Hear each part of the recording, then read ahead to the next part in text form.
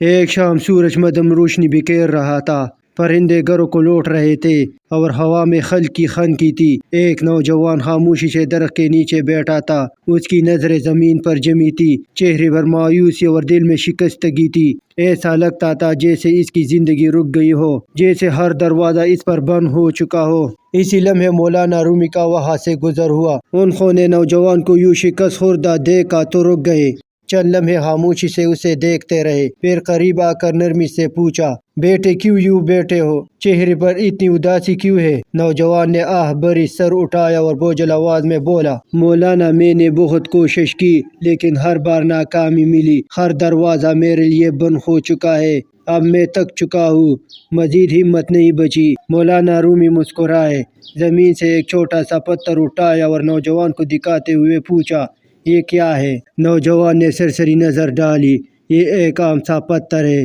مولانا نے وہ پتھر پاس بہتے دریا میں پھینک دیا، پھر دوبارہ نوجوان کی طرف دیکھا، اگر میں لکڑی کا ایک ٹکڑا ڈالوں تو کیا ہوگا؟ نوجوان نے فوراً جواب دیا، وہ پانی میں تیرتا رہے گا۔ مولانا نے مسکراتے ہوئے کہا، بس یہی فرق ہے ایک ہارے ہوئے اور ایک حوصلہ مند شخص میں، جو خود کو بوجھ سمجھتا ہے، جو اپنی ناکامیوں کو سینے سے لگائے رکھتا ہے، وہ پتھر کی طرح ڈوب جاتا ہے، لیکن جو خود کو ہلکا کر لیتا ہے، اپنی غلطیوں سے سیکھتا ہے، وہ آگے بڑھنے کا حوصلہ رکھتا ہے، وہ لکڑی کی طرح تیرتا رہتا ہے، چاہے حالات کیسے بھی ہو۔ نوجوان نے حیرانی سے مولانا کو دیکھنے لگا، ایسا لگا جیسے ان الفاظوں نے اس کے اندر کوئی چراغ جلا دیا ہو۔ مولانا نے آسمان کی طرف دیکھا اور بولے، زندگی دریا کی طرح ہے، اس میں طوفان بھی آئیں گے، موجیں بھی اچھالے گی، لیکن اگر تم ہار مان کر بیٹھ جاؤ گے تو تمہارا وجود پانی میں گم ہو جائے گا۔ اگر تم ہر ناکامی سے کچھ سیکھو،